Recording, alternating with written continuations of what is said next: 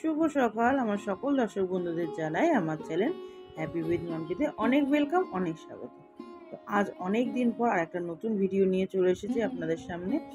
তো আজকে সকালবেলা ঘুম থেকে উঠেছি আর আজ হচ্ছে সানডে। সানডে মানে বুঝতেই পারছেন, সারাদিন বাড়িতে থাকা আর সংসারের কাজ সামলানো। সপ্তাহে এই একটা দিনই যেটাতে আমি ঘরদোরগুলো পরিষ্কার করতে পারি। তো যাই হোক, চলুন বেশি কথা না বলে সকালবেলা ঘুম থেকে উঠে আগে নিজে ফ্রেশ হয়ে নিয়েছি, তারপর চলে এসেছি ঘর বিছানাগুলো। ওদিকে ঘর বিছানাগুলো গুছিয়ে নিলাম, গুছিয়ে নেওয়ার পর রান্নাঘরে রান্না চাপানোর পালা। তো ভাত করব, তো ওখানে চালটা মেপে নিচ্ছি। আসলে সময়টা খুবই তাড়াহুড়ো করে বেরিয়ে যায়। সানডেতে যেহেতু একটু লেট করে ঘুম থেকে উঠি, রোজ তো তাড়াহুড়ো করে অফিস যাওয়ার তাড়া থাকে, তাই সকাল সকাল উঠি। কিন্তু সানডেতে ওই 9টার দিকে ঘুম থেকে উঠি, 8:30 9টা বেজে যায় ঘুম থেকে উঠতে উঠতে।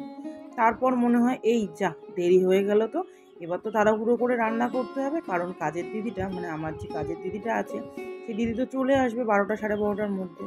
তার মধ্যেই আমাকে রান্না বান্না সব শেষ করতে হবে, কারণ না হলে তো রান্নাঘর পরিষ্কার করা যাবে না।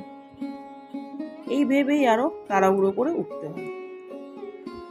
এদিকে ভাতটা বসিয়ে দিচ্ছি, আর কি রান্না বান্না হবে সানডে স্পেশালে চলুন সেটাও আপনাদের সাথে শেয়ার করি। আমাদের সবারই কিন্তু একটাই উদ্দেশ্য, সেটা হচ্ছে সকাল হলে কি রান্না হবে, কি খাওয়া হবে, এটার উপরেই কিন্তু আমরা বেঁচে আছি। আমরা যত যেই যা কাজবাজ করি না কেন, দিনের শুরু কিন্তু খাবার দিয়েই হয়। তো যাই হোক, পেটের দায়ী তো মানুষ খাটতে বেরোয়, তাই তো আমরা শিখেছি, আমরাও সেইভাবেই চলি। এই যে আজকে সানডে স্পেশাল ডিশ যেটা রান্না হবে সেটা এর মধ্যে রয়েছে। তো চলুন দেখাই আজকে কি রান্না করব। আর সন্ধ্যাবেলার জন্য একটু চিকেন রয়েছে, এই চিকেনটাকে একটু ম্যারিনেট করে রাখবো সন্ধ্যাবেলা স্ন্যাক্স খাওয়ার জন্য। তো এখানে নিয়ে নিয়েছি ইলিশ মাছ। সানডে বলে কথা, বুঝতেই পারছেন, আর ভালো কিছু রান্না হবে না, আর বর্ষাকাল এখন। তো এখন ওই জন্য ইলিশ মাছ সবার ঘরে ঘরে, কিছু হোক আর না হোক ইলিশ মাছ কিন্তু সবার ঘরে ঘরে হচ্ছে। অন্য সময় হলে একটু মাটন আনা হয়, কিন্তু এখন যেহেতু বর্ষাকাল আর ইলিশ মাছের সিজন, তো সেখানে কিন্তু ইলিশ মাছ না করলেই নয়। মাথাগুলো তুলে রেখে দিচ্ছি। আসলে মাথাগুলো তুলে রেখে দেবো বলেই টিফিন গাড়িতে নিয়ে নিয়েছিলাম, যে মাথাগুলো রেখে দেবো, অন্য আর একদিন রান্না করব। কিন্তু তার আর উপায় কোথায়, বড়মশাই বাজারে গিয়ে আবার নিয়ে চলে এসেছে কচুর শাক। এনে বলছে যে মাথাগুলো আর রাখতে হবে না, আজকে মাথাগুলো কচুর শাক দিয়েই করে ফেলো। রবিবারের বাজারে একটু ভালো মন্দ রান্না না করলে ভালো লাগে না। তো যাই হোক, আমিও ভেবে দেখলাম অন্যান্য দিন করতে গেলে অনেকটা সময় যেহেতু লাগে, কচুর শাক প্রচণ্ড সময় সাপেক্ষ রান্না। তো সেই জন্যই ভাবলাম যে না, আজকে যেহেতু বাড়ি আছি, আজকেই রান্নাবান্নাগুলো করে ফেলি। তো মাছটা নুন হলুদ মাখিয়ে নিয়েছি। আর ইলিশ মাছ তো ভেজে রান্না করি না, ইলিশ মাছ সবসময় আমি চেষ্টা করি কাঁচা রান্না করার জন্য, কারণ ইলিশ মাছ ভেজে রান্না করলে খুব একটা স্বাদ লাগে না।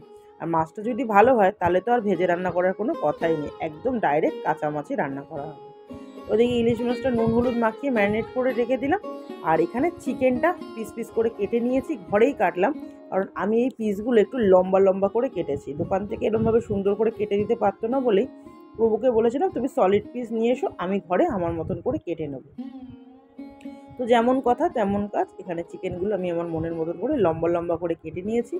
আর এখন এটা ম্যারিনেট করার পালা। তো এর মধ্যে এখন দিয়ে নেব পাতিলেবুর রস, আর দেব গোলমরিচের গুঁড়ো, একটু সামান্য নুন, আর দেব গুঁড়ো লঙ্কা। তো পাতিলেবুর রস দেওয়ার পরে মনে হলো যে একটু রসটা কম মনে হচ্ছে, তো আমি একটু ভিনিগার দিয়েছি এখানে। তো ভিনিগার, সোয়া সস সব দিয়ে চিকেনটা বেশ ভালো করে ম্যারিনেট করে রেখে দেবো। বিকালবেলা এটা দিয়ে কিছু একটা স্ন্যাক্স বানাতে পারবো। তো ফাইনালি এই যে মাখানো হয়ে গেছে। আর একটু কাঁচা লঙ্কা বাটাও দিয়েছি এর মধ্যে, আদা রসুন বাটা, কাঁচা লঙ্কা বাটা, এগুলোও দিয়ে নিয়েছি। আর ওই যে বললাম প্রভু বাজার থেকে আবার কচুর শাক নিয়ে চলে এসেছে, সেটা তো রান্না করতে হবে, তার আগে সেটাকে সিদ্ধ করতে হবে। তো এদিকে কচুর শাকটা সিদ্ধ বসিয়ে দিয়েছি। আবার সেই ফ্রিজ থেকে মাছের মাথাগুলোকে বের করে নিয়েছি, এই যে বের করে নিয়ে একটু জল দিয়ে রেখেছি, কারণ আমি তো অনেকক্ষণ আগে মাছের মাথাগুলো ডিপ ফ্রিজে ঢুকিয়ে দিয়েছিলাম। তো সেই জন্য মাছের মাথাগুলো বের করে জল দিয়ে রেখেছি, আর ওদিকে কচুর শাকটা সিদ্ধ বসিয়েছি। তো চলুন, সকাল থেকে অনেকটা কাজ করে ফেলেছি, এইবারে একটু চা খাওয়ার পালা। প্রভু বেরোবে অফিস, হ্যাঁ সানডেতে প্রভু অফিস যায়। তো প্রভু বেরোবে অফিস, আর এখানে দুজনের জন্য 2 কাপ দুধ চা বানিয়ে নিয়েছি, কচুর শাকটা এখানে সিদ্ধ হোক, আর আমরা এখন ঘরে গিয়ে দুজনে চা খাই।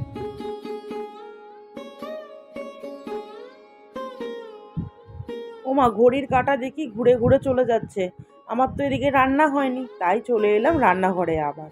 এখানে কড়াইতে দিয়ে নিয়েছি কালো জিরে, কাঁচা লঙ্কা আর তার মধ্যে সর্ষের তেল দিয়ে এই যে মাছগুলো ডাইরেক্ট তেলের মধ্যে দিয়ে দিচ্ছি, যাতে আর মাছটা আলাদা করে ভাজা করার দরকার লাগে না। এই যে মাছটা ডাইরেক্ট দিয়ে দিচ্ছি, মাছটা একটু দিয়ে এপিট ওপিট করেই এর মধ্যে দিয়ে দেবো সর্ষে পোস্ত আর টক দই দিয়ে সুন্দর করে মাছটা রান্না করব। ইলিশ মাছ কিন্তু রান্না করতে খুব কম সময় লাগে। ইলিশ মাছ, পাবদা মাছ, পমফ্রেট মাছ, এই কিছু কিছু মাছ আছে যেগুলো খুব তাড়াতাড়ি রান্না করা হয়ে যায়।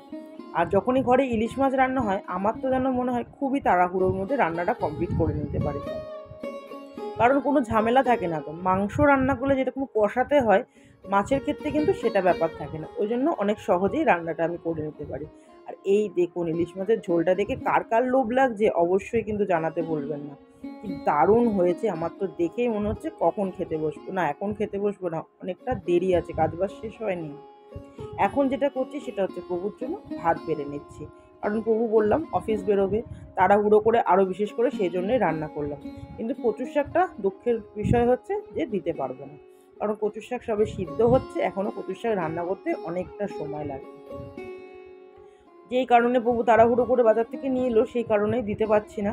কি করব বলুন, কচুর শাক সত্যি একটু সময় না দিয়ে করলে হবে না, কারণ কচুর শাকটা সিদ্ধ করার পর জল ঝরাতে হবে আর তারপর সেটাকে আবার জল টানাতে হবে। তো সেই জন্য প্রভুকে আর কচুর শাক দিতে পারলাম না। প্রভুকে এখন দিয়ে দিচ্ছি এখানে ভাত বেড়ে নিলাম আর দিয়ে দেবো এখানে ইলিশ মাছ। যদিও প্রভুর ফেভারিট মাছ ইলিশ, আর ইলিশ মাছ পেলে প্রভু আর কিচ্ছু চায় না। প্রভুর এক থালা ভাত ওই মাছের ঝোল দিয়ে আর মাছের গন্ধেই প্রভুর খাওয়া হয়ে যাবে।